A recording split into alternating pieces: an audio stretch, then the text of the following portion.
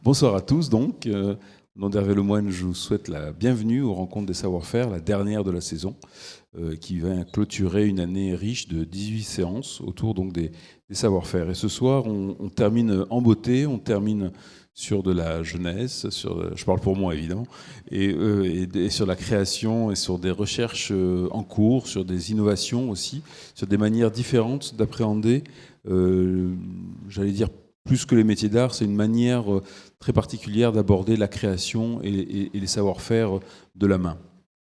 Donc deux intervenants, et je présente la première, Lou Ramage, qui est une étudiante, chercheuse et designer en art textile de l'ANSAD, si je ne dis pas de bêtises, et qui travaille plus particulièrement sur les processus de décoloration des couleurs obtenues à partir de teintures d'origine naturelle.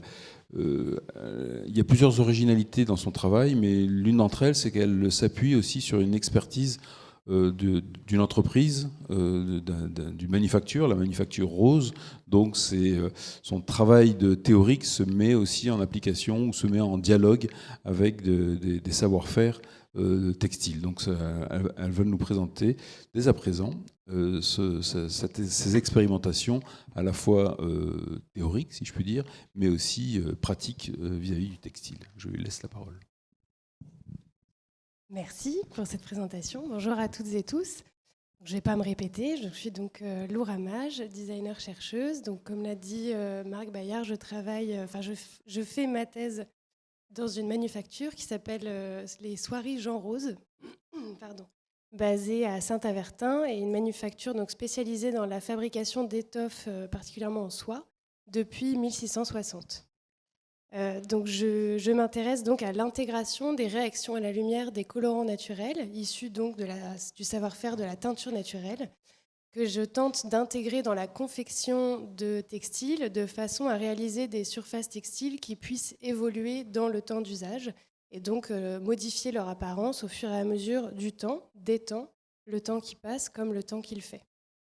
Dans le cadre de ces rencontres, donc je voulais vous présenter effectivement une partie de mon travail, parce que je m'intéresse donc à la couleur comme un matériau qui se fabrique et poser la question de la teinture naturelle qui vraisemblablement a été développée à partir de l'âge du bronze, qui a disparu, qui a entamé sa disparition au milieu du 19e siècle.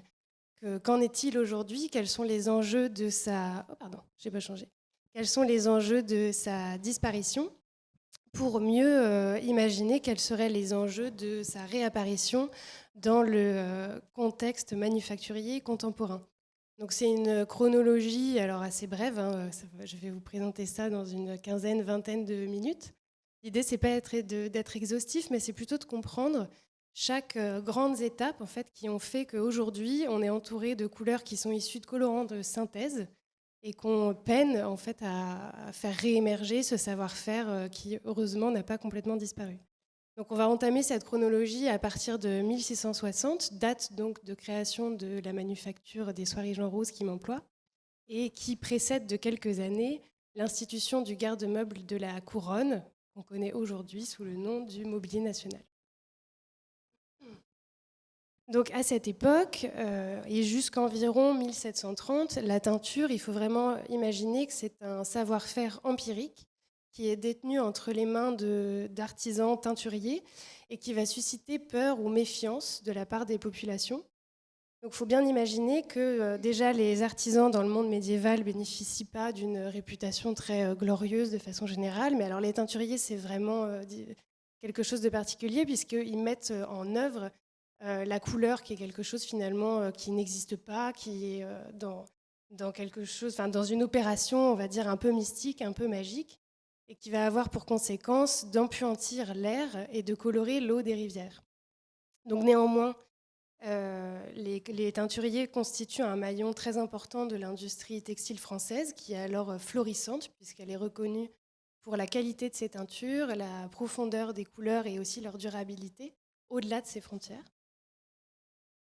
Et pour garantir cette couleur dite profonde et durable, les teinturiers vont tester la résistance de leur couleur en passant par ce qu'on appelle une opération de débouillie. C'est-à-dire que les échantillons de teinture vont être passés dans une solution savonneuse ou de sel métallique. et qui vont pouvoir en fait garantir la durabilité de la couleur que les teinturiers réalisent. Et à partir du milieu du XXe siècle, on a déjà une bascule en fait, dans le rapport à ce savoir-faire, puisque l'Académie des sciences va s'emparer de l'art de la teinture. Donc la teinture qui jusque-là était entre les mains de teinturiers et qui relevait donc d'une sorte de mystère. On ne savait pas exactement ce qui se passait dans ces grands bains, dans ces grands chaudrons, dans lesquels on pouvait mettre d'ailleurs un peu tout et n'importe quoi, dépendamment des secrets de fabrication des teinturiers. On va à ce moment-là l'étudier, tenter de la caractériser, de la réglementer aussi, pour comprendre en fait quelles sont les structures physico-chimiques qui adviennent dans le bain de teinture. Et donc les académiciens vont publier tout au long du XVIIIe et du XIXe siècle des rapports et des mémoires qui visent à expliquer qu'est-ce qui se passe dans le bain de teinture, quelles sont les molécules colorantes qui entrent en action pour nous donner telle et telle couleur.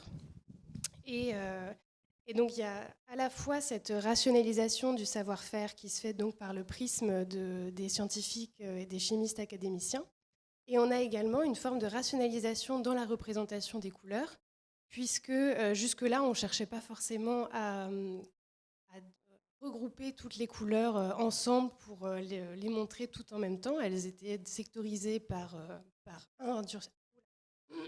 savoir-faire, désolé. Et là, Michel Eugène Chevreul, au sein de la Manufacture des Gobelins, va lui essayer de trouver une forme d'universalité dans la représentation des couleurs, de façon à ce qu'on puisse avoir toutes les couleurs représentées sur un cercle chromatique qui se destinent à tous les arts industriels, la teinture comme la peinture. Et donc, au fur et à mesure de ces moments d'isolation des molécules, de caractérisation, finalement, en 1956, après quelques colorants de synthèse qui ont été découverts entre 1706 et 1831, William Henry Perkin va découvrir la mauvéine, qui est donc le premier colorant de synthèse issu de la pétrochimie. Et la mauvéine, c'est un tournant, une bascule dans l'industrie textile, puisque les colorants de synthèse sont beaucoup plus brillants, sont beaucoup plus vifs, ils sont faciles d'emploi et ils sont surtout très attractifs au niveau de leur prix. Et donc, cette découverte va condamner le savoir-faire de la teinture naturelle, dont les gammes de couleurs sont alors jugées ternes en comparaison. Et donc, la mauvéine, qui provient du goudron de houille, qui fut un déchet important issu de la production chimique agricole à cette époque, en moins d'1 an, William Henry Perkin va confirmer ses propriétés colorantes sur la soie et sur la laine, va déposer un brevet et enclencher une production industrielle dans la foulée. Ce qui est quand même complètement dingue comme chronologie. Donc cette découverte, elle conduit les chimistes européens à une compétition frénétique où en Allemagne, en France et en Angleterre principalement, de nombreuses entreprises de teinture de synthèse vont voir le jour, de teinturerie, pardon. Donc, de fait, elles sont tellement lumineuses, ces couleurs de synthèse, qu'on va pouvoir entendre Michel Eugène Chevreul au sein de l'Académie des sciences le 16 juillet 1860 qu'aucune matière colorante à sa connaissance n'est comparable à la fuchsine pour l'éclat, l'intensité et la pureté de la couleur. La fuchsine étant un colorant de synthèse qui a été découvert donc en 1859 et qui est le premier colorant de synthèse français. Or, ces couleurs, elles ont un problème puisqu'elles sont pour la grande majorité très peu résistantes dans le temps. Donc, la tenue de la couleur à cette époque, elle est déterminée par des expositions qui vont de plusieurs jours à plusieurs semaines, voire à plusieurs mois à la lumière du soleil. Et à nouveau, on peut entendre Chevreul en 1865 exprimer ses réticences dans le grand mouvement de remplacement des colorants naturels par ceux issus de la pétrochimie, puisqu'il considère que la vivacité des couleurs dérivées du goudron de houille ne pouvait compenser l'avantage de la solidité des couleurs extraites des divers produits de la culture. Donc l'aspect fragile de ces nouveaux colorants, pour autant, va se révéler assez peu important, puisqu'il faut bien se comprendre qu'à la même époque, on a une nouvelle culture marchande qui commence à s'instaurer. C'est-à-dire qu'on était sur des petites échoppes médiévales qui se sont transformées en merceries, puis qui se sont entre elles accumulées de façon, in fine, à constituer les grands magasins qui, à partir de la moitié du XIXe siècle, vont s'implanter en Europe dans les grandes villes. Ces grands magasins, ce sont des lieux immenses donc de consommation, mais c'est aussi des lieux de vie, puisque c'est toute la vie bourgeoise qui s'y retrouve pour y passer du temps. Et à l'intérieur de ces grands magasins, on a une offre de produits textiles qui n'est incomparable à ce qu'on pouvait avoir auparavant, qui est renouvelée régulièrement. Et ça, c'est grâce à la mécanisation et à la production en série qui permet de baisser les prix. Donc on assiste vraiment au développement de cette nouvelle culture de consommation et qui finalement va infuser dans l'Académie des sciences, ou en tout cas dans tout le milieu académique, scientifique de façon plus générale, un rapport assez étonnant quant à la résistance, quant à l'approche qu'on a de la résistance et aux attentes d'un tissu, puisqu'on va pouvoir entendre dire que les robes sont permanentes ou non, puisque ici, ce sont seulement l'éclat et le lustre qui sont recherchés, mais avec les tentures des chambres, qui doivent durer quelque temps, le cas est différent. Il faut bien comprendre par cette citation que, autant pour l'ameublement, on attend des couleurs qui soient durables, qui soient résistantes avec le temps, donc autrement dit, qui puissent résister au temps d'exposition à la lumière du soleil. Or, quand cette couleur est peu résistante et qu'elle s'applique dans le secteur de l'habillement, finalement, c'est pas très grave. Donc face à la possibilité de produire une offre extrêmement importante de produits textiles, la production industrielle de couleurs de synthèse va se développer. Et en 1900, la recherche industrielle s'active pour accroître la vivacité et la facilité d'application des couleurs, jusqu'à développer des gammes de couleurs sur des matières qui n'avaient jamais été colorées auparavant. On peut voir ici une gamme d'échantillons de produits de tout genre, de matériaux colorés tels que des adhésifs, des morceaux de bois, des plastiques artificiels qui arborent des couleurs extrêmement saturées.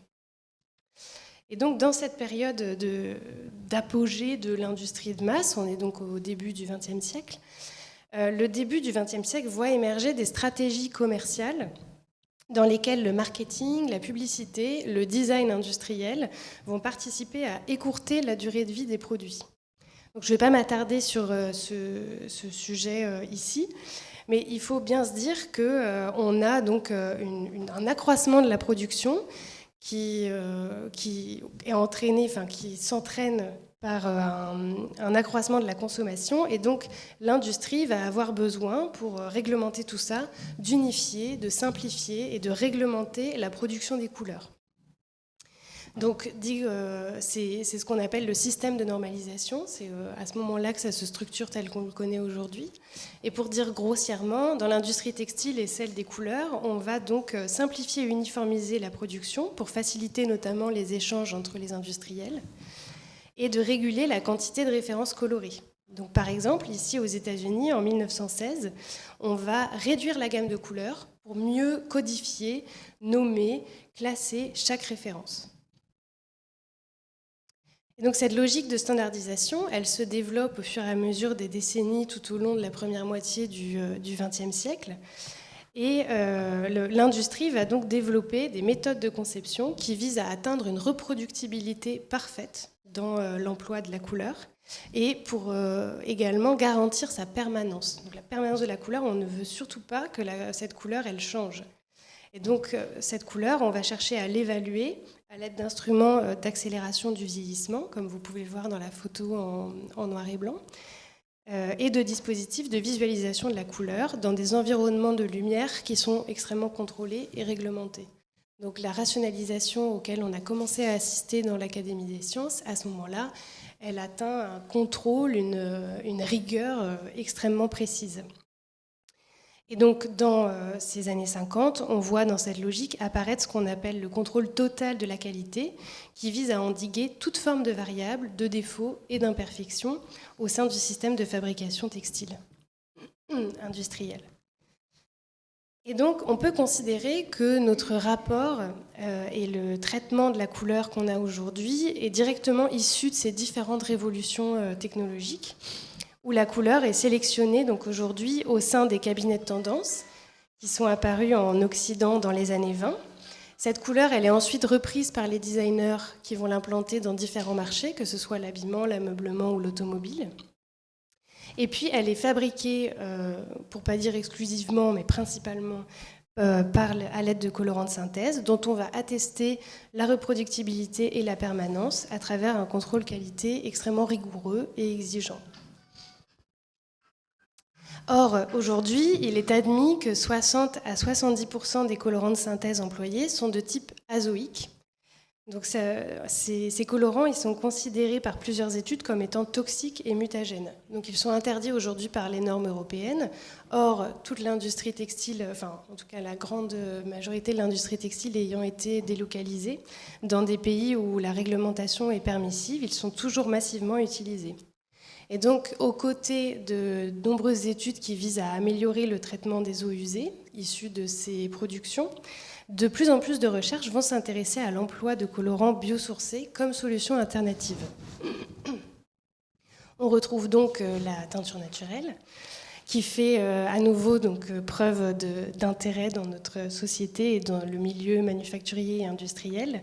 Mais il faut bien comprendre que quand on emploie des matériaux biosourcés, donc d'origine naturelle, on a des facteurs innombrables qui entravent les possibilités de reproductibilité parfaite. Donc il faut bien imaginer qu'en fait, on a construit un attirail d'instruments, de structures, en fait, qui sont faites pour les colorants de synthèse, qui ont des molécules colorantes qui sont extrêmement identifiées, qui sont très réduites et qui sont absolument inadaptées à l'emploi de matériaux naturels qui, eux, vont en fait transporter de nombreuses molécules colorantes dont on ne sait toujours pas aujourd'hui identifier de façon complètement exhaustive. Donc pour vous représenter un petit peu ici le savoir-faire de la teinture naturelle, on a donc plein de paramètres d'influence de la variabilité de la couleur. Quand je dis variabilité de la couleur, ça veut bien dire que on cherche une couleur très précise, sauf que cette précision, elle va être plus difficile à obtenir dans l'emploi des colorants naturels que ceux de synthèse. Puisque dans le cas de l'emploi d'un colorant végétal, on va avoir des conditions géographiques et climatiques à prendre en compte, qui prennent donc le temps de culture et la récolte de la plante tinctoriale. Donc ça, c'est un petit peu comme à l'image du vin. On va avoir des grands crus où on va avoir des colorants extrêmement forts, extrêmement beaux, puissants, et d'autres années où les conditions climatiques sont moins intéressantes, on va dire, là-dedans, et donc des moins bonnes années. Ensuite, on a les conditions de préparation de la matière colorante. Est-ce qu'on travaille avec la couleur, la plante telle qu'elle qu'on broie, ou est-ce qu'on va extraire son pouvoir colorant ? On a la composition et la qualité de l'eau, qui étaient déjà des facteurs extrêmement importants au Moyen-Âge. Et on a par la suite les conditions de teinture, qui vont regrouper les protocoles et les gestes employés par le ou la teinturière. Donc ça, il faut comprendre qu'à tous ces paramètres s'ajoutent également ceux de la fibre, puisque pour une seule et même recette de teinture, on n'obtiendra pas la même couleur si on travaille sur une laine alpaga ou sur une laine mérinos, ou si on travaille un coton ou un lin. Aussi, il faut bien avoir en tête qu'aujourd'hui, la teinture naturelle est pétrie de préjugés issus plutôt des années 60, on va dire. Et donc, on accorde à la couleur naturelle de très faibles résistances à la lumière. Or, c'est important de démonter cette idée-là, puisqu'on a des colorants qui sont extrêmement stables et qui, à comparaison de colorants synthétiques, seraient beaucoup plus intéressants pour leur stabilité à la lumière. On a des colorants extrêmement variables, et dans cette variabilité, on va avoir des colorants qui vont blanchir et d'autres qui vont au contraire foncer. Donc, dans ce cadre-là, et face à ces variations inhérentes au savoir-faire de la teinture naturelle, et donc à l'impossibilité du système de fabrication actuel de pouvoir les prendre en considération, dans le cadre du coup de ma thèse aujourd'hui, je cherche une méthode de conception qui vise à inclure les variations chromatiques au sein de la conception des textiles. Donc, pour ce faire, on a procédé à la mise en œuvre plus d'une centaine de teintures, en partie réalisées par Charlotte Marambert, qui est une teinturière spécialisée en teinture naturelle basée dans la Creuse, dont nous avons ensuite observé les réactions à la lumière artificielle à l'aide d'un sun test, donc qui est une machine d'accélération du vieillissement à la lumière couramment utilisée dans l'industrie aujourd'hui. Non, je vais finir. Et donc ces phases de recherche, in fine, elles nous ont permis d'élaborer un nuancier évolutif dans lequel on va pouvoir observer les différents états d'une couleur au fil du temps. Donc ici, on observe ces changements chromatiques, pas dans l'approche conventionnelle qui viserait à dire cette couleur est résistante, cette couleur ne l'est pas, mais plutôt dans une forme de constatation profondément objective des évolutions chromatiques à venir.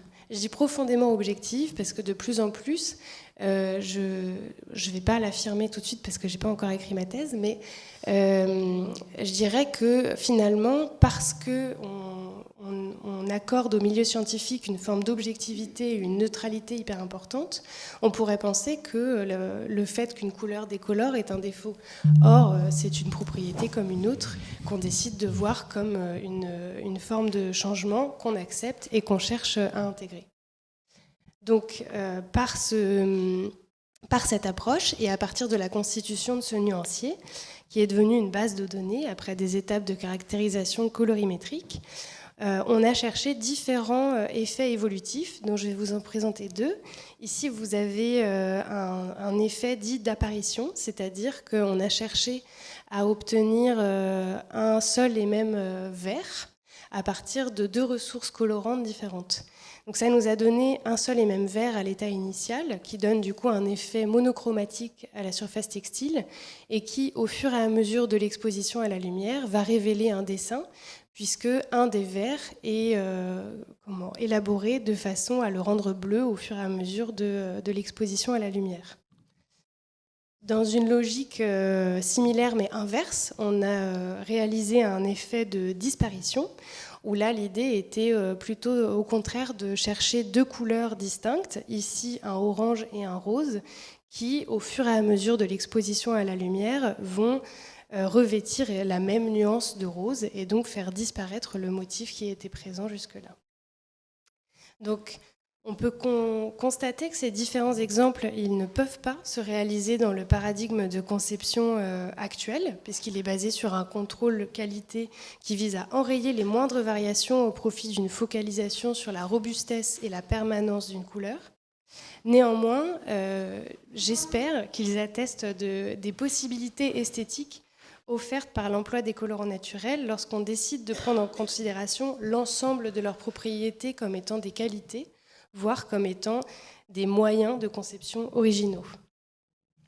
Donc je conclurai cette présentation non pas sur un « c'était mieux avant », mais plutôt sur l'idée de comprendre pourquoi et comment nous avons délaissé l'emploi des ressources naturelles au cours de l'histoire pour mieux les réactualiser aujourd'hui et les intégrer dans nos enjeux environnementaux, notamment contemporains.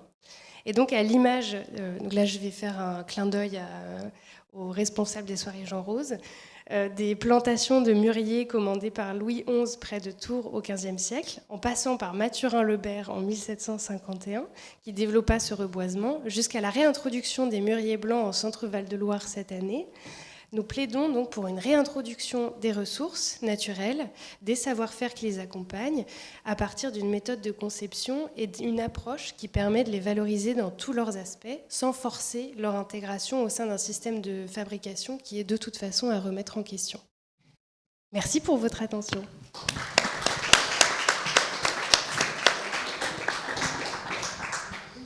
Merci beaucoup, Lou, de nous rappeler que la couleur est une valeur relative, en fait. Nous avons été habitués dans nos sociétés d'abondance à ne plus se poser les questions essentielles. Et en fait, ce qui est intéressant dans ton propos, c'est de rappeler peut-être deux points essentiels de la couleur, que la couleur, c'est aussi une matière. C'est pas simple, donc c'est pas qu'un point chimique, mais c'est aussi une matière.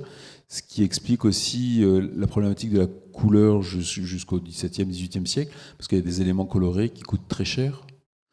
Je cite souvent cet ouvrage de Michael Beck-Sandal sur l'œil du Quattrocento, qui dit que, en gros, qu'un tableau, alors on n'est pas dans le textile, on est dans la peinture, mais ce qui fait la valeur d'un tableau, c'est l'élément coloré qu'il y a dedans, puisqu'il y a des couleurs. Alors on pense à l'or, évidemment, qui coûte cher, mais le lapis-lazuli, des pierres qui viennent de très très loin, et en fait c'est la matérialité de la couleur qui donne la valeur à l'œuvre. Et même de la même chose, au XVIIe, XVIIIe siècle, ce qui donne la valeur à un meuble, ce n'est pas ses armatures en bois, mais c'est son textile, parce qu'il est en soie, il est avec des couleurs. Donc en fait, on a perdu au XXe siècle cette notion de matérialité et qu'il faut retrouver pas uniquement sur le textile, mais sur tous les éléments de notre quotidien. Le matériel devient un élément appréhensible parce qu'il est contrôlable. On contrôle par son origine, mais contrôlable aussi par son cycle de vie. Et l'autre point qui est intéressant dans ce que tu disais, c'est évoluer sur une esthétique de la couleur. Le XXe siècle a été une saturation de la couleur. On pense aux fluorescences, aux couleurs fluorescentes. Il n'y a pas pire comme couleur que la fluorescence. Nous, au Mouvement national, on ne fait pas de couleurs fluorescentes. Parce que c'est des couleurs très pétards, très fortes, mais qui ne durent absolument pas, qui ont un taux de destruction très rapide. Donc c'est intéressant de se dire que tous ces éléments-là qui étaient des intangibles du XXe siècle, au XXIe siècle, matérialité et esthétique, ce sont les deux points sur lesquels on va devoir évoluer, parce qu'on ne peut plus continuer à produire de la couleur ou à produire des éléments sans ces éléments-là. En tout cas, merci beaucoup. Après avoir papoté, y a-t-il des questions dans la salle? Oui, on vous apporte un micro. Merci, c'était très intéressant. Est-ce que les industriels commencent vraiment sérieusement à se pencher sur ces questions-là, ou est-ce qu'on reste à un stade très artisanal, indépendant? Je dirais que les industriels se posent beaucoup la question de la teinture naturelle. Alors, pas toujours dans des considérations écologiques. Et puis déjà parce que la teinture industrielle ne garantit pas une absence de pollution environnementale, il faut quand même l'avoir en tête. Mais plutôt pour, je pense, répondre aux attentes du grand public. Et donc c'est parfois des intentions qui pourraient, à mon avis, friser le greenwashing. Je dirais qu'il y a quand même une vraie préoccupation de la part des industriels aujourd'hui de réfléchir à comment faire autrement. J'étais dans une conférence ce matin, donc plutôt au niveau du vêtement, et tout le monde se rend bien compte que le marché de l'ultra fast fashion, par exemple, est en train de casser complètement les codes et qu'il y a une obligation de se réinventer. Donc pour l'instant, moi, ma thèse, c'est un grain de sable dans l'océan. C'est un niveau extrêmement expérimental. Mais je suis quand même financée via un contrat industriel par une manufacture. Donc je pense que ça prouve quand même qu'il y a une volonté de questionner ce type de sujet. La grande difficulté par rapport à la question posée, la grande difficulté, c'est la notion de quantité. C'est-à-dire, pourquoi il y a de l'industriel? C'est parce qu'il y a une forte demande. Et donc, même si les industriels veulent être vertueux, à un moment donné, et surtout si on revient à la matérialité de la couleur, parce que c'est une couleur écologique est fondée sur une plante, sur une pierre, il faut derrière un gisement. Et au-delà de la question du coût, le coût de transformation, mais c'est simplement déjà, y a-t-il quantitativement assez de plantes, de pierres ou d'autres éléments pour pouvoir composer cette couleur? Donc en fait, c'est repenser tout à l'envers. Donc on peut avoir plein de bonnes intentions, mais si au bout on n'a pas les gisements, c'est tout l'effort louable de Arnaud Lebert et la manufacture rose, c'est une manufacture de soierie du XVIIe siècle, ok, mais ils replantent des mûriers qui vont donner des feuilles, qui vont nourrir des vers, qui vont produire de la soie. Donc c'est avoir une pensée cyclique totale. Et à côté de ça, penser aussi, on viendra tout à l'heure, penser les déchets du mûrier, penser le fruit du mûrier pour en faire des produits alimentaires. Voilà, c'est repenser totalement différemment l'enjeu. Et donc l'enjeu, c'est de penser le modèle, mais c'est penser aussi quantité. Parce qu'on ne peut pas...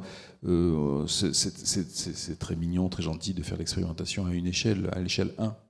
En fait, il faut penser l'échelle 1000, il faut penser l'échelle 1 million, parce que sinon, ça ne changera pas grand-chose. Si je peux compléter sur la question des gisements, il y a de plus en plus de projets qui s'intéressent toujours aux colorants biosourcés, mais cette fois-ci issus de déchets alimentaires qui pourraient être revalorisés en couleur, tout comme d'autres ressources qui sont vraiment contemporaines, c'est-à-dire on pense à des champignons, à des bactéries, et donc il y a aussi des projets, là pour le coup à une échelle entrepreneuriale, qui travaillent sur la culture de bactéries pour créer des couleurs. Alors, là aussi, j'ai découvert récemment, pas très loin d'ici, vous avez un objet patrimonial très intéressant, qui est la dernière pissotière de Paris, qui est juste pas loin d'ici, il faut y aller. Et c'est à côté de la prison de la Santé. Alors, c'est pas un endroit très agréable, mais il y a la dernière pissotière de 1900. Et il y a un petit panneau qui est très intéressant, explicatif. Et c'est à cette occasion qu'on appelle ça une Vespasienne. Et qui alors en fait, je crois que c'est, je sais plus, peut-être pas Haussmann, mais un autre qui a inventé cette pissotière et qui n'a pas voulu donner son nom à la pissotière, donc ils se sont retournés vers l'empereur Vespasien qui a inventé les pissotières. Alors pourquoi je dis ça? C'est que dans ce petit panneau historique, il est raconté que Vespasien a fait ses latrines publiques pour récupérer l'urine humaine qui allait rentrer dans la composition de la teinture. Et pour information, du côté de Bordeaux, alors je ne sais pas où, il y a des collectifs qui commencent à récupérer l'urine humaine pour en faire des engrais, c'est de l'ammoniac. Donc il faut peut-être se poser aussi cette question.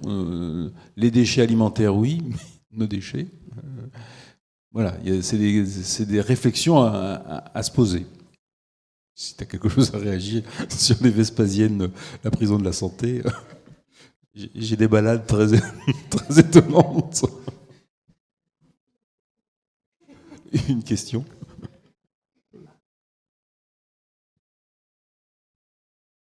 Oui, on vous apporte un micro.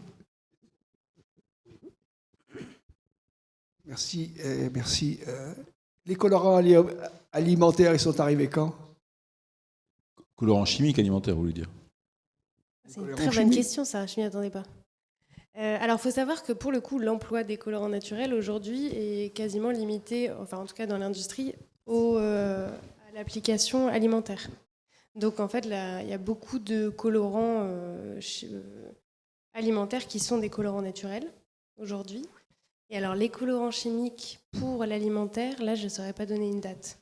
Parce que vraisemblablement, j'ose espérer que les colorants issus de la pétrochimie tels qu'ils étaient faits dans la deuxième moitié du 19e siècle, on ne les ingérait pas. Mais je ne sais pas parce que je crois qu'on faisait quand même plutôt n'importe quoi à cette époque, donc ça ne m'étonnerait pas. Je ne saurais pas répondre à cette question. Je pense que ça doit être c'est à partir de la standardisation, de la fordisation de tout, donc dans les années 30-40, j'imagine. À partir du moment où on commence à faire de la chaîne alimentaire industrielle, forcément on y met des conservateurs et on y met des colorants. On peut imaginer, avec un boom après la Seconde Guerre mondiale. Une autre question? Juste pour la partie historique, c'est vrai que en fait, la couleur est liée à de l'alchimie. Donc c'est pour ça que les teinturiers, c'est pour ça que les Gobelins, ici, étaient en dehors de la ville, hein, les faubourgs. Alors il était à côté d'une rivière, mais il était dans les faubourgs. Faubourg Saint-Marcel était poussé à l'extérieur. Mais parce qu'il y avait ce côté alchimique, mais il y a aussi ce côté mystérieux. Quand est-ce qu'on a commencé à comprendre ce que c'était que l'arc-en-ciel? L'arc-en-ciel, c'est-à-dire le seul moment où on pouvait voir les 7 couleurs, c'est au moment de l'arc-en-ciel qui était considéré comme une représentation de l'âme. Parce que du blanc, on en faisait 7 couleurs dans lequel n'était pas compris le 7. Pardon, pas le 7, le noir. Donc en fait, la couleur, donc ça c'est plutôt Michel Pastoureau qui en parle, c'est une magie. Et c'est vrai qu'il faut attendre Jean-Eugène Chevreul, et alors il y a Goethe avant au XVIIIe siècle qui commence à synthétiser dans une vision scientifique. Mais en fait, la couleur est quelque chose d'alchimique, de chimique, et c'est pour ça aussi que dans notre mémoire enfouie, aujourd'hui, parler d'alchimie de la couleur, ça pose question, parce que c'est quand même ancré dans dans nos gènes, si je peux dire.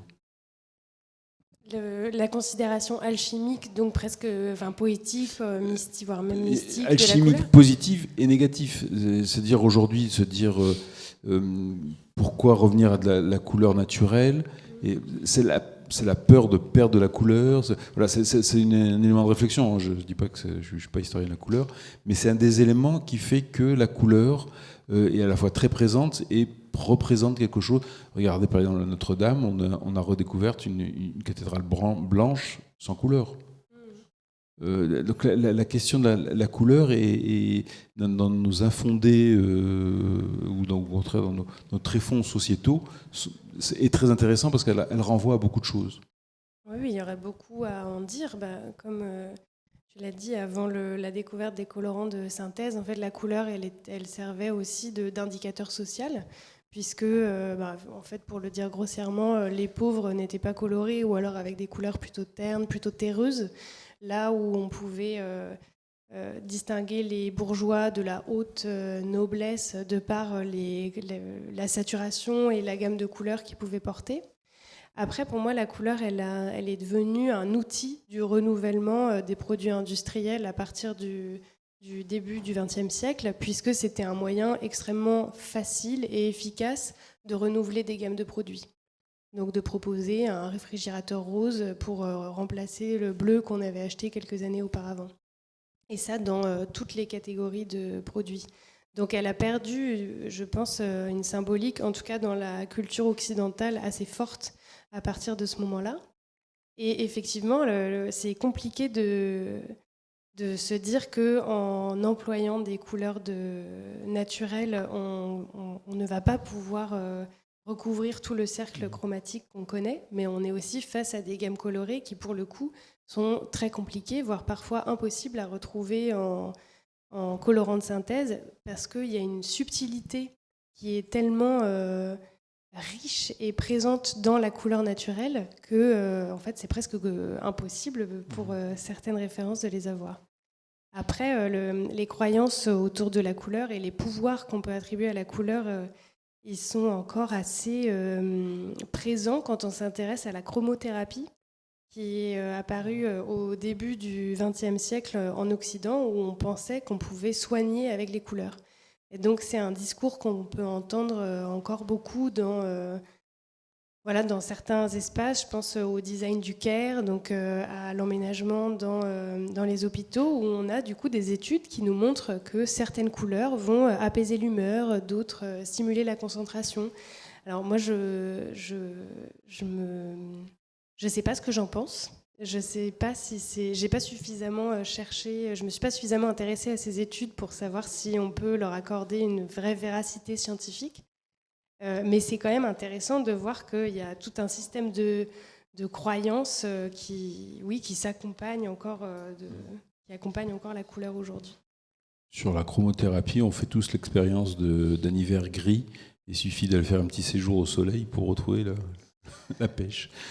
Juste une question, est-ce que tu t'es intéressé à la question du mordançage sur la teinture végétale ? Pas particulièrement en tant que tel. Donc pour celles et ceux qui ne sauraient pas ce que c'est le mordançage, c'est donc l'étape préalable à la teinture naturelle quand on met le colorant dans le bain avec la fibre, c'est-à-dire qu'on va, à l'aide en général de sels métalliques, assurer la fixation de la molécule colorante dans la fibre. Et donc cette étape de mordançage, elle est effectuée traditionnellement à l'aide de sels métalliques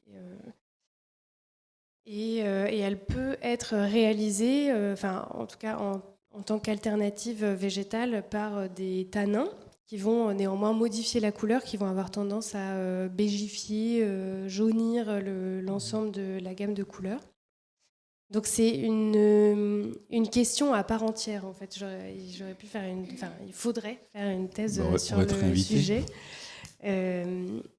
Mais moi, ma grande question, je dirais que je la poserais plus en termes de système, dans ce que tu disais tout de suite, c'est-à-dire dans un système industriel de fabrication, ou en tout cas néanmoins sériel, à quel point on peut filtrer en fait les eaux et du coup garantir la propreté des sortants. Et en fonction de ces réponses-là, comment on agit en fait sur le mordançage, parce qu'il y a quand même beaucoup de couleurs qu'on ne peut pas avoir ou pour le coup dont on n'exploite absolument pas les propriétés tinctoriales sans cet usage. Donc je pense que c'est un sujet qui intéressait déjà les teinturiers au XVIIIe siècle et encore plus les académiciens, parce que certains se rendaient compte aussi qu'on arrivait à des pollutions environnementales assez importantes dans les rivières. Mais bon, on n'a pas encore la réponse magique à ces questions.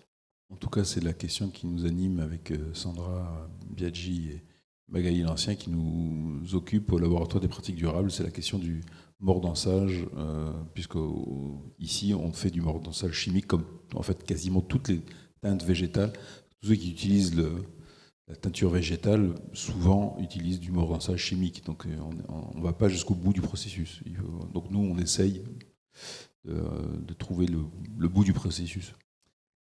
Une dernière question, ou d'autres? En dernière? Non? Bon, bah merci beaucoup. Merci beaucoup, Lou. Et on fait une petite pause et on reprend tout de suite. Merci. Donc nous continuons le champ exploratoire des matériaux avec Léonard Bayert, qui est un cursus très intéressant puisqu'il part vraiment de la matière en tant que compagnon du Tour de France, en tant qu'ébéniste, pour être dorénavant en thèse de doctorat sacre, c'est ça le programme sacre, à l'ENSAD, et travaillant aussi également avec le programme ressources au campus des Gobelins, ici même.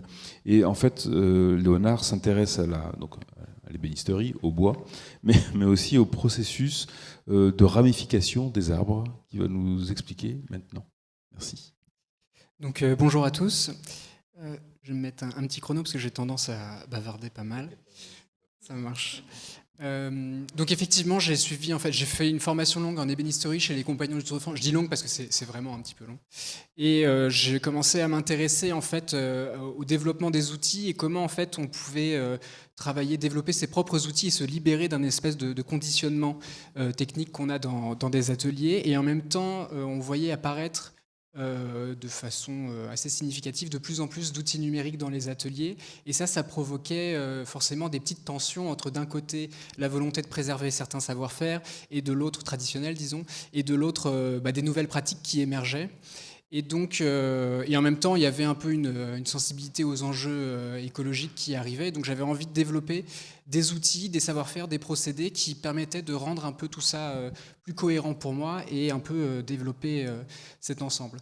Et donc, c'est la raison pour laquelle je suis rentré ensuite aux arts décoratifs, un peu dans cette optique, mais je vais pouvoir le présenter.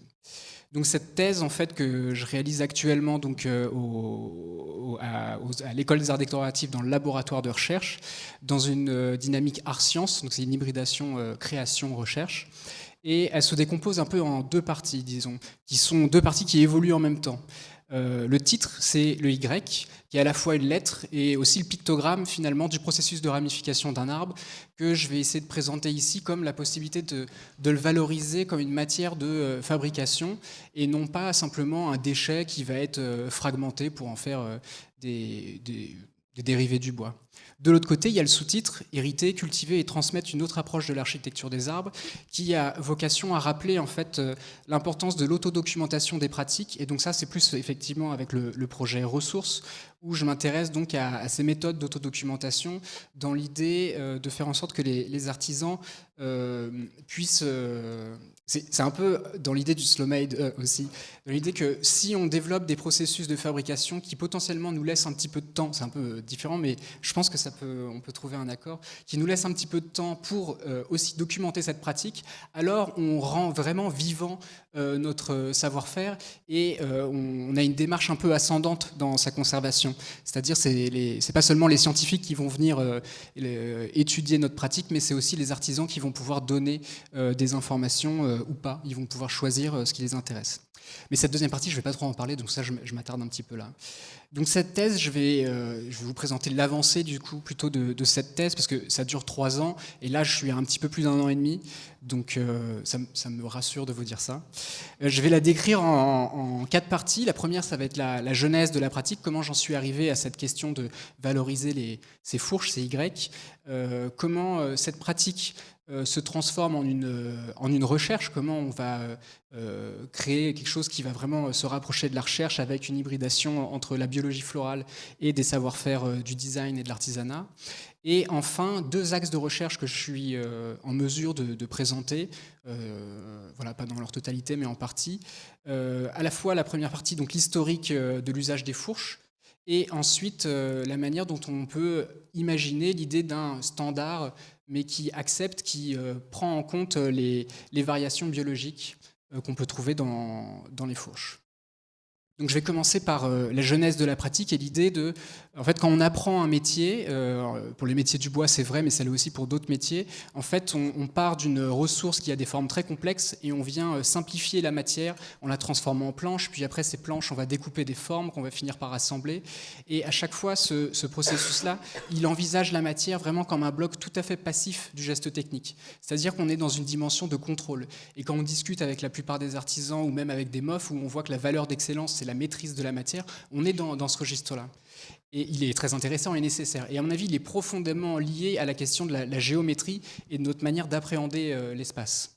Et c'est ça qui devient intéressant avec le numérique, c'est ce que je peux présenter ici. Donc ça, c'est un moule paramétrable que j'ai développé pendant c'est un prototype, pendant le diplôme de l'ENSAD. Il faut se représenter en fait la boîte à clous, vous savez, celle dans laquelle on pousse sa main, ça fait une empreinte négative. Donc c'est un peu la même chose, mais qui est basée sur des repères orthonormés et qui permettent de gérer la hauteur de chaque point de cette surface.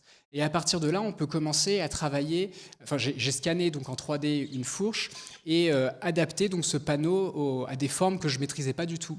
Et pour autant, je trouvais qu'elles étaient intéressantes. Donc autant essayer de laisser un petit peu de lest, enfin de laisser un peu le contrôle de côté pour s'adapter à cette matière. Ça, c'est pas arrivé d'un seul coup, parce qu'il y a eu vraiment un processus de désapprentissage de ces conventions, parce que quand on fait pendant 10 ans de l'ébénisterie, en fait, c'est bien ancré. Et donc, il y a cette œuvre en fait, de Giuseppe Pennone, elle m'a vraiment permis, et je trouve qu'elle offre une expérience intellectuelle intéressante, où elle va changer la valeur qu'on attribue à la matière. En fait, ici, cette main en bronze qui est calée sur l'arbre, c'est pas elle qui vient transformer la matière, c'est l'arbre qui pousse autour. Et donc, dans ce cas-là, on peut parler d'un renversement du geste sculptural. Et par conséquent, c'est une idée où l'arbre en tant que tel, ou la végétation, ou tout un tas d'êtres vivants peuvent devenir partie prenante d'une sculpture, d'une forme, et nous seulement autre chose, soit spectateur, soit un intermédiaire. Mais en tout cas, on peut l'envisager comme une partie prenante. Néanmoins, on ne peut pas que laisser la nature faire évoluer les choses. Et donc, on peut, tout à fait, mais là, ce qui m'intéressait, c'était de trouver un espèce d'équilibre pour éviter d'avoir un ensemble de fourches qui se suspendent, qui se superposent de manière un peu abrupte. Et donc, j'ai en fait développé ce que j'appelle cette manière de conjuguer le bois, avec l'idée d'hybrider, de réunir à la fois des propriétés naturelles, que j'appelle plutôt non techniques, et des propriétés techniques qui viennent permettre de maîtriser une certaine partie. Cette manière de conjuguer, en fait, le titre, il vient en référence à cette planche d'André-Jacob Roubaud, qui est la manière de refendre le bois de plaquage, et on voit très bien, en fait, si vous allez au milieu, un tout petit peu à droite, en fait, on voit une bûche avec des traits de scie légèrement délignés, et en fait, on a tout de suite envie de les cintrer, ces parties-là. Et donc, c'est un peu comme ça que... c'est vraiment la source d'inspiration de cette manière de conjuguer. Et donc, on voit un exemple de cette fourche bouclée juste à côté. On peut voir d'autres exemples comme ceci, où dès qu'on commence à assembler les pièces, à les imaginer, on a tout un tas de combinaisons possibles. On a aussi cette possibilité en fait de déployer, d'écraser un petit peu la matière, de la rendre un petit peu plus, je sais pas, prendre une surface d'un seul coup. Alors là, c'est sur une section carrée, vous avez remarqué, mais c'est possible aussi de le faire sur des parties qui préservent des formes spontanées. On a aussi des espèces de ramifications comme ça, qu'on peut rajouter. Et donc on peut voir par exemple sur cette chaise tout à gauche. Voilà. Et ensuite, dès qu'on commence en fait à essayer d'assembler les fourches les unes avec les autres, on commence à pouvoir réaliser des petits objets.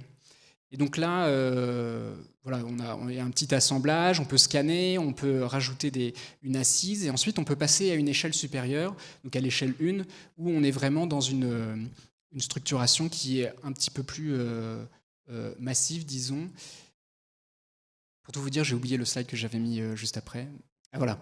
Et donc l'idée, si on envisage ces formes de fourches comme des parties prenantes d'une conception et d'une fabrication, on peut aussi voir une analogie en fait entre le processus de ramification et le processus de fabrication des semi-produits industriels. Je pourrais revenir sur la définition que je donne à l'industrie qui, a priori, est nécessaire. On peut identifier 4 propriétés qui sont intéressantes, que moi je retrouve. Premièrement, c'est un archétype de conception. En fait, ces formes en Y, elles ont la vertu, enfin, l'intérêt de faire écouler les forces, soit en les divisant, soit en les rassemblant en un seul point. Et on les retrouve en fait dans toute l'histoire de l'architecture, des objets. C'est vraiment un archétype de conception. On retrouve aussi la répétition. En fait, l'arbre, sa croissance va l'amener, enfin il va croître plutôt à travers un processus de ramification, et on va identifier différents stades de développement à mesure qu'il va produire ces ramifications. Et ça, on peut l'identifier grâce au concept d'architecture des arbres qui a été élaboré par Francis Allais et Rolf Holdeman dans les années 70. Et donc je m'intéresse beaucoup à ce concept, notamment aussi à Jeanne Millet qui le précise et qui rassemble beaucoup d'informations.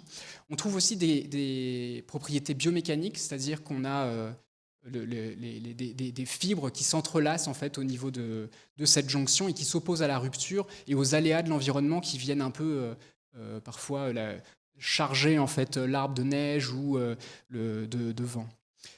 Et un dernier élément qui me semble tout à fait important, c'est les propriétés esthétiques. En fait, en s'appuyant sur Alain Corbin, ce livre, en fait, La douceur de l'ombre, est extrêmement intéressant parce qu'il va rassembler tout un tas de témoignages de personnes qui ont été émues ou pour qui l'arbre, en fait, a suscité des émotions, une sensation, quelque chose, et qui ont eu cette bonté de consigner leurs sensations et qui ont été rassemblées dans cet ouvrage. Et il dit quelque chose d'assez joli, c'est « L'arbre a toujours cette capacité de sacraliser un espace.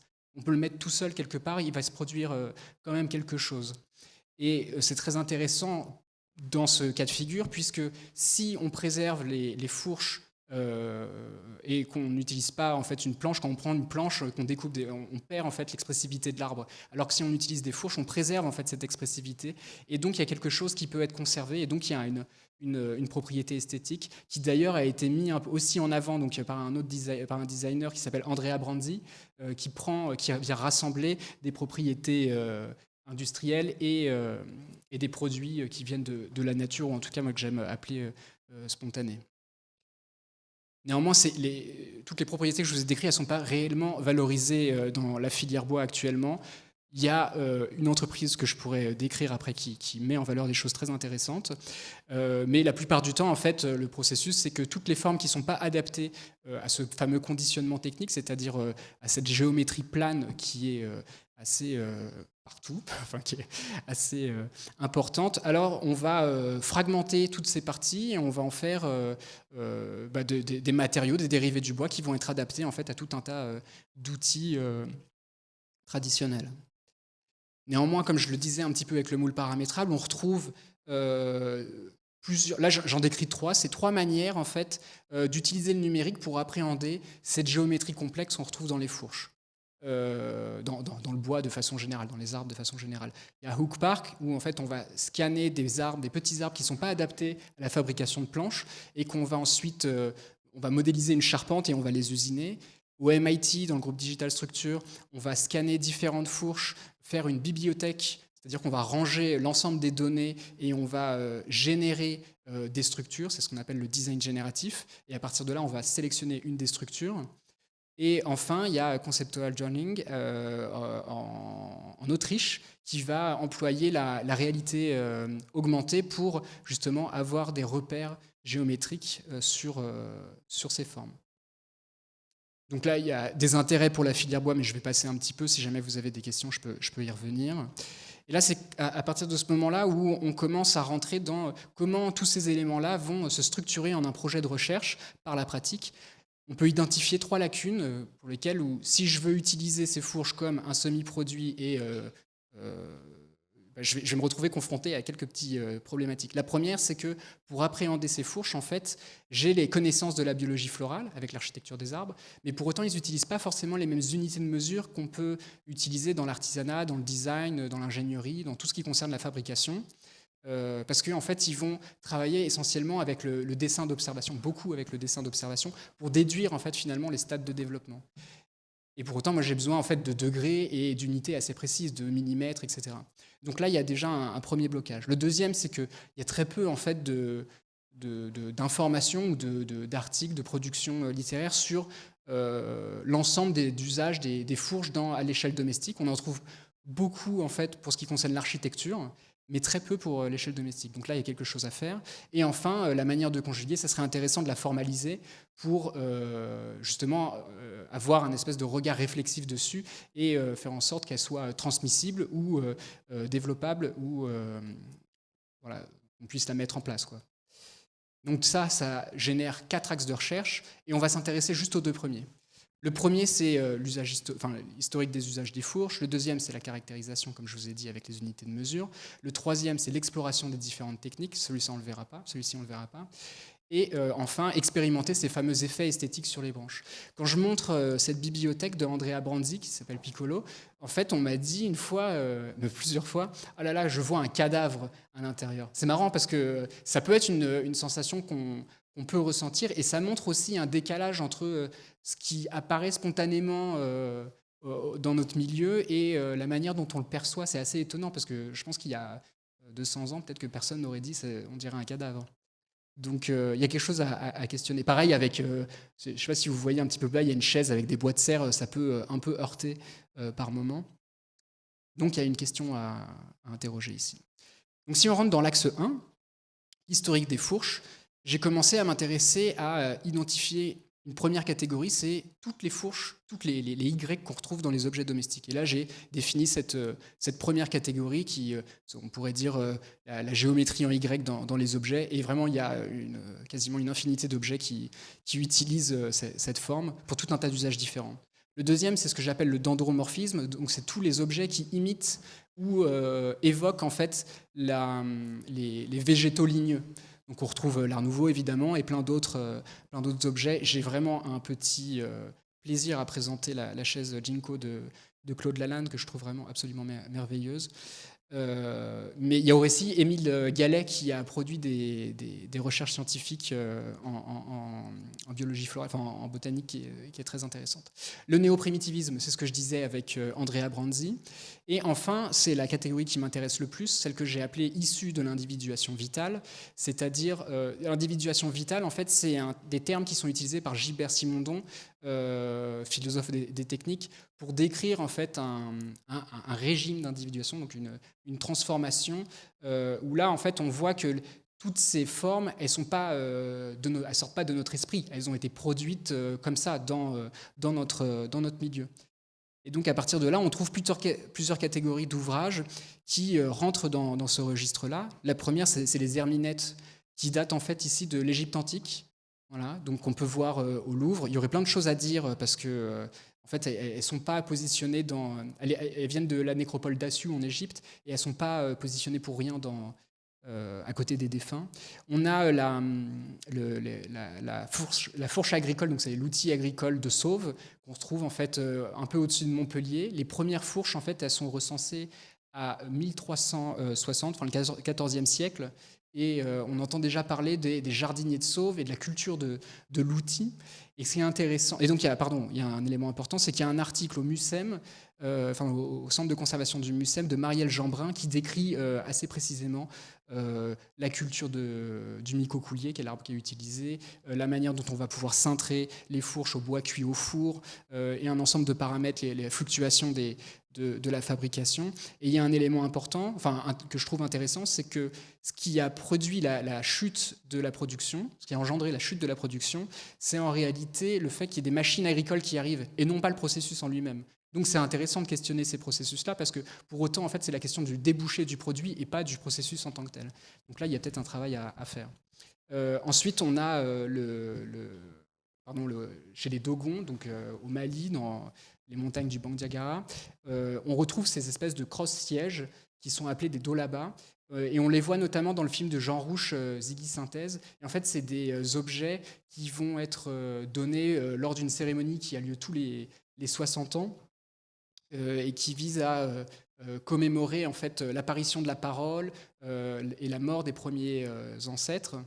Et en fait, toutes les personnes de moins de 60 ans reçoivent, on leur attribue cette dolaba, et qui vont préserver avec eux pendant toute leur vie. Ils vont être même enterrés avec cette dolaba. Et enfin, c'est vraiment le point qui me semble le plus important pour moi actuellement dans la recherche, c'est la charpente navale. Et donc là, les quelques photos qu'on a, en fait, c'est un repérage d'Agnès Varda pour le film La Pointe Courte. Je pense que ça doit parler à quelques personnes ici. Et donc je voulais les montrer, mais ce n'est pas ce vraiment sur quoi je m'appuie. Si on descend donc dans la charpente navale, assez rapidement, on voit qu'il y a en fait plein d'éléments, notamment des éléments en fourche qui vont constituer et qui vont être assemblés pour réaliser un navire. Et en fait, dans un souci d'optimisation de la production de la marine militaire essentiellement, en fait, on va optimiser donc en repérant dans les arbres les différentes formes de fourches, de pièces qui sont adaptées à la production du navire. Donc on peut voir une sorte de premier catalogue de formes quasi spontanées utilisées à des fonctions pour des fonctions humaines, la construction d'un navire. Et donc là, par exemple, on a cette fourche en haut en verre qui est une foucare qui vient rassembler en fait la poupe et le reste du navire, ou encore l'étambot qui est cette grande barre droite. Et donc c'est intéressant. La seule différence, la différence, c'est qu'ils ne prennent pas en compte les stades de développement de l'arbre. Ils sont focalisés sur le tronc et ces variations, donc parce que c'est des sections importantes, et surtout en fait les pièces qui sont extraites du tronc vont être retravaillées. C'est ce qu'on appelle des masses capables, dans lesquelles on va avoir une masse et on va retailler précisément la pièce qu'on veut. Et donc en ce sens, on ne sort pas vraiment de l'idée de contrôle et de maîtrise totale de la matière. Donc c'est là qu'on arrive en fait à l'axe 2, parce que les pièces qui m'intéressent moi, les fourches qui m'intéressent, ce sont celles du houppier, et donc qui sont un petit peu plus dispersées, avec un peu plus de variations, disons, et c'est pas évident de s'y retrouver dans cet ensemble.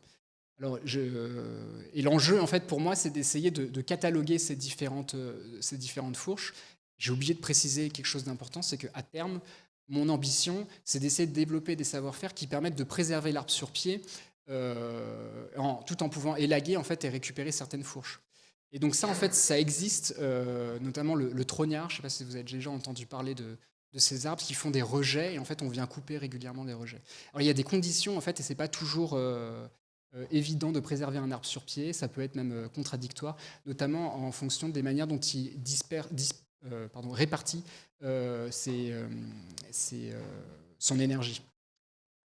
Donc pour revenir sur le catalogue, je me suis un petit peu éloigné, comment je vais faire pour pouvoir me repérer en fait, dans l'ensemble de ces fourches ? En fait, avec la biologie florale, on peut identifier déjà des axes en fonction de ce qu'on appelle la dominance ou par exemple, le tronc, c'est l'axe numéro 1. Il a ce qu'on appelle un méristème à son sommet qui va piloter la production des différentes branches. Et à partir de là, en fait, on va identifier des formes d'autorité en fonction de chaque axe. Et donc, plus on s'écarte de l'axe 1 du tronc, plus on a des rameaux qui sont fins et qu'on va pouvoir, en tout cas, déduire et isoler et commencer à appréhender des formes intéressantes, quoi, disons. Donc là, après, on peut avoir soit des fourches qui appartiennent au même axe, soit des fourches qui appartiennent à deux axes différents. Et on peut savoir en fait que l'axe qui est inférieur sera toujours un petit peu plus petit que l'axe supérieur, et ainsi de suite. Et donc je me suis dit, ça peut être intéressant, comment je vais pouvoir travailler et catégoriser ces différentes fourches. J'ai travaillé en fait en me disant que si chaque axe peut être distingué les uns des autres, en fait je vais en récupérer 2 sur lesquels je vais pouvoir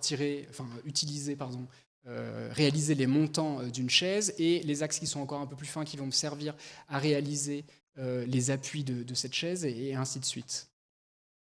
Et donc je me suis amusé en fait à prendre une chaise relativement standard qu'on appelle la chaise Florence. Voilà, ça équivaut un peu à ce qu'il y a dans cette salle. Et j'ai dessiné en fait des gabarits avec une variation beaucoup plus large en fait pour chaque partie, afin d'espérer que quand je vais présenter mon gabarit, je vais retrouver finalement des variations. Je vais pouvoir rentrer en fait dans mon calibre. Et donc j'ai identifié 3 gabarits dont j'aurais besoin pour réaliser la chaise. À partir de là, donc, j'ai fait des gabarits, j'ai identifié donc, sur un érable en l'occurrence, et ce qui m'a permis en fait de travailler. Voilà, ça va charger. Je ne sais pas si vous voyez pas très très bien, c'est dommage. En fait, on voit très mal, mais on voit. En fait, pour chaque gabarit, du coup, on a voilà, on va passer comme ça. Voilà, en fait, la fourche en question, elle a certaines variations qui rentrent plus ou moins dans ce calibre. Et en fait, je me suis rendu compte que, par exemple, pour les 2 montants qu'on voit tout à gauche, j'en ai trouvé plein. Donc c'était assez facile, je pouvais faire 2 paires de chaises, quoi. Par contre, pour les autres parties, je voyais que c'était beaucoup plus difficile. Et donc ça veut dire que pour telle espèce d'arbre, à tel stade de développement, j'ai des difficultés à trouver tel type d'angle. Et par conséquent, j'ai 2 possibilités. Soit je remets... je reconçois la chaise pour l'adapter en fait à la production de tel stade de développement, soit je peux essayer d'utiliser la manière de conjuguer pour cintrer légèrement ces parties. Donc là, vous voyez, j'ai scanné les différentes fourches et j'ai pu modéliser la chaise, et on voit ici donc, ça charge, il y a une partie donc qui est très légèrement en dehors du gabarit, et donc que je vais pouvoir très légèrement ramené pour pouvoir correspondre en fait à une stabilité assez essentielle, disons, d'un objet de chaise. Voilà, en fait, je pourrais encore beaucoup parler, mais je suis largement dans les temps, donc c'est confortable. Il y a peut-être un élément, moi, que je voudrais rajouter, c'est cette idée de préserver l'arbre sur pied. En fait, ce que je voulais dire tout à l'heure, c'est que en fonction de comment on élague un arbre, on risque de le désorganiser, ou on risque de mal... il va envoyer ses ressources d'énergie à des endroits bien spécifiques, qui fait que s'il y a un aléa particulier lié à la météo, par exemple, il ne sera peut-être pas en mesure donc, de se prémunir contre cet aléa climatique, quoi.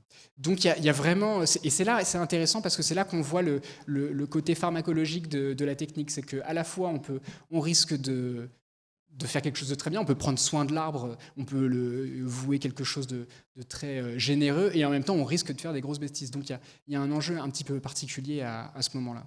Et donc j'espère à la suite de cette thèse, avoir travaillé avec l'érable sycomore et sur l'ensemble des stades de développement, et d'avoir pu produire en fait un certain catalogue qui permettra de réaliser différents objets. Et on peut imaginer qu'en fait, à partir de telle et telle essence, on peut réaliser tel et tel objet. Et c'est pareil, en fonction de l'extrémité ou jusqu'au tronc, en fait, on a différentes typologies d'objets qui pourront être réalisés. Voilà, merci beaucoup pour votre attention. J'ai oublié un dernier élément, pardon. Non, parce qu'il faut que je remercie, parce que je suis à la fois donc aux arts décoratifs dans le programme de recherche sacre qui est rattaché à l'ENS et qui est Sciences, Arts, Création, Recherche, le campus mode métier d'art, et aussi par ailleurs je suis dans une résidence à côté de Châteauroux qui est la résidence de la Grande Lienne, où je peux travailler et avoir accès en fait à l'arboretum qui est sur place, et donc ça c'est une grande ressource. Voilà. Merci. Petite question, j'avais vu quelque part, je crois, sur les réseaux sociaux, c'était une technique de travailler avec l'arbre pratiquée aussi en Asie. Est-ce qu'il n'y a pas cette technique soit en Chine, soit au Japon, où justement la nature est j'allais dire, moulé. Ben, c'est marrant parce que dans l'article de Marielle Jeanbrun de Lamarre, elle explique que les légendes du territoire, ou en tout cas de la transmission orale, décrit que ça serait des missionnaires il y a 6 siècles qui revenaient de Chine et qui auraient importé du coup cette technique à sauve pour la réalisation donc très certainement qu'il y a déjà et c'est quelque chose qui a été repris aussi, enfin qu'on retrouve notamment avec Gavin Monroe, qui donc c'est toute l'agriculture, enfin la culture des objets avec des chaises. Il y en a notamment au musée des arts décoratifs qu'on peut découvrir. Et donc c'est très intéressant comme conception.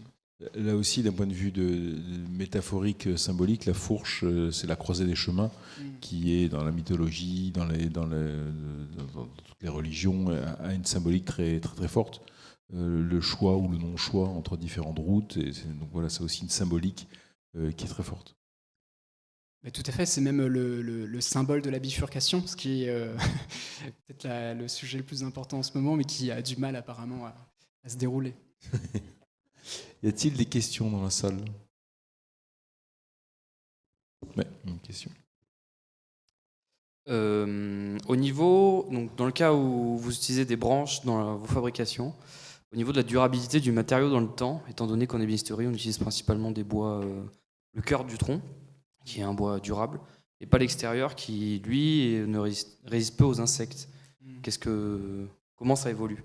Merci Clément pour ta question. En fait, ça dépend parce qu'il y a des essences qui n'ont pas forcément d'aubier et d'autres qui en ont. Donc typiquement, le chêne, effectivement, c'est compliqué parce que l'aubier va finir par se dégrader. Néanmoins, des expériences ou des expérimentations plutôt que j'ai réalisées actuellement, avec les finitions qu'on peut... alors, il y a 2 problèmes. Le premier, c'est qu'il y a un risque de fente. Et donc, il y a une question dans le séchage du bois, mais il y a aussi la question de la finition. Et donc, si on arrive à isoler en fait sa pièce, le bois à l'intérieur va sécher et l'écorce va rester intacte. Donc, voilà, c'est 3 paramètres à prendre en compte, l'essence, le séchage et la finition. Merci. Et est-ce qu'il y a dès à présent, au bout d'1 an et demi, donc on est au milieu du gué, est-ce qu'il y a déjà une perspective de ces recherches ? C'est une recherche fondamentale sur les matériaux, c'est une recherche fondamentale sur une méthodologie, ou c'est déjà une idée derrière d'aller plus loin sur une production d'un mobilier, ou est-ce qu'il y a une mise en perspective ou pas ? Tout à fait, il y a plusieurs mises en perspective qui ne seront pas toutes réalisables parce qu'on ne peut pas tout faire, mais la première, c'est de se dire que ce principe, il peut être généralisé à d'autres produits issus du vivant. Donc ça, c'est intéressant. Et d'ailleurs, on est en train de mettre en place un cours à MRC, ce qu'on appelle un module de recherche-création aux arts déco pour l'année prochaine, aux arts décoratifs pour l'année prochaine, où on travaille justement sur cette notion entre cette idée d'une reproduction standard, VS, et d'une reproduction biologique. Et c'est assez intéressant de voir qu'en fait, il y a plein de choses qui sont envisageables avec ces reproductions. Donc ça, c'est un élément. Et l'autre, après, ça serait... En fait, mon rêve à terme, c'est d'avoir réussi à créer un espèce de cadre théorique qui permette de travailler avec ces fourches et qui permette d'identifier dans quelle mesure en fait on préserve l'arbre sur pied et quel apport. Et donc il y a l'idée qu'en fait la valeur de l'objet qui est issu, en fait il est lié à l'arbre qui reste sur pied. Par conséquent, il y a une valeur qui est intéressante que je trouve qui peut, alors peut-être ou pas, donner raison à un modèle, mais je trouve que là il y a quelque chose qui est en train de se dénicher qui peut être très intéressant. C'est pareil, c'est comme l'idée que en fait, les savoirs qui se cumulent les uns après les autres ont une valeur aussi, qui est absolument pas reconnue, mais en fait qui ont une valeur hyper intéressante. Merci. Une autre question ? Et alors j'embraye. Est-ce que j'imagine que oui, t'es intéressé au bambou, qui a cette rapidité de pousse, ça pousse assez rapidement, qui a cette capacité d'être malléable et qui a des résistances assez fortes. Est-ce que c'est un bois qui t'intéresse ou pas ? Alors, pas particulièrement de façon imminente, mais oui, c'est une ressource qui a été beaucoup étudié, oui, non, tout à fait. Parce qu'en France, j'apprécie. il y a beaucoup de bambouseries, il y a beaucoup d'expérimentations autour du bambou. Et comme c'est un végétal qui pousse assez vite et qui auquel on peut donner des formes, voilà, je me disais que... Après, je me méfie un petit peu, moi, de tout ce qui pousse très vite, dans la mesure où ça peut devenir Contre le faste. Invasif. Mais oui, voilà, c'est ça. C'est que je me dis qu'à un moment donné, en fait, ça sert à... Je ne sais pas s'il y a quelque chose de vraiment judicieux à vouloir... Justement, on parlait de l'industrie tout à l'heure. Pour moi, industrie, ça ne veut pas forcément dire production à grande échelle. C'est plutôt une méthode, un mode d'organisation. Et c'est une période de l'histoire qui fait qu'aujourd'hui, on est dans un contexte industriel. Et en fait, qu'un artisan, il est intégré dans ce... Et même, il peut subvenir à ses besoins grâce à ce contexte industriel. Donc, c'est pas... J'ai vraiment des questions là-dessus. Je ne sais pas si produire en masse, ce serait vraiment utile ou en tout cas pour certaines choses très précises, quoi. Oui, une autre question ? C'est plutôt une réflexion. C'est-à-dire que dans l'idée peut-être future, ça pourrait peut-être être possible dans ce cas-là de faire des mobiliers sur mesure via un parc qui appartiendrait à une personne, et du coup de ne pas couper les arbres et d'utiliser... de créer le mobilier d'une personne en utilisant ces arbres sans forcément les couper. Tout à fait, ça serait idéal. Et après, donc ça viendra, si possible, dans les mois ou l'année à venir, parce que donc ça implique d'avoir connaissance de tout un tas de paramètres et pour assurer la survie de l'arbre, quoi. Donc il y a un sujet. Après, si je discute avec un élagueur, peut-être qu'il me dira oui, il n'y a aucun problème. Mais pour moi, ça reste quelque chose de un peu particulier. Je ne voudrais pas me prononcer trop vite, mais effectivement, et ça serait l'idéal parce que finalement, en fait, là, on retrouve vraiment cette valeur qui est liée à la présence de l'arbre sur pied. Une dernière question, oui, on vous apporte un micro. C'est une question un peu... les cactus, je pense aux saguaros, qui sont naturellement des fourches. Évidemment, on ne va pas s'asseoir sur un cactus saguaro, mais est-ce que vous avez étudié cette... c'est pas un arbre, mais cette plante dans le cadre de la fourche? Non, pas tout à fait. Mais effectivement, en fait, c'est ça qui est assez dingue, c'est que le vivant produit en fait se reproduit, et c'est hyper impressionnant de voir le peu de variation qu'il y a entre chaque individu. C'est quelque chose de... Donc éventuellement, ça va être un sujet qui va venir et ça serait intéressant. Mais il y a les loufas, par exemple, je pense à ça, qui est un exemple, parce qu'un cactus, quand il sèche, en fait, on voit, je crois, toute une structure un peu filandreuse, très impressionnante. Et la loufa, elle reprend un peu ces éléments-là, qui sont d'ailleurs travaillés, étudiés, pratiqués par un designer qui s'appelle Samer... pardon, j'ai oublié le nom, c'est dommage. mais oui, tout à fait, c'est intéressant, c'est des pistes. Il y a vraiment une montagne de pistes. Et donc, s'il y a des personnes qui sont intéressées par ce sujet-là, avec quelques amis, on est en train d'essayer de monter un espèce de petit comité entre nous d'intéressés par ces questionnements. Pas forcément la fourche, en fait, mais toutes ces reproductions biologiques et comment les intégrer dans des processus, dans l'idée, du coup, j'arrête là, en fait, il y a une idée au fond de tout ça, c'est de différer dans le temps la dégradation de la matière. C'est inévitable, il y a la matière qui va se dégrader. Mais si on développe des savoir-faire qui préservent en fait, cette matière le plus longtemps possible, de plein de manières, et des méthodes de transmission des savoir-faire qui préservent l'information de ces savoir-faire en les transmettant, là, on rentre dans quelque chose d'extrêmement intéressant. Merci. Une dernière question ?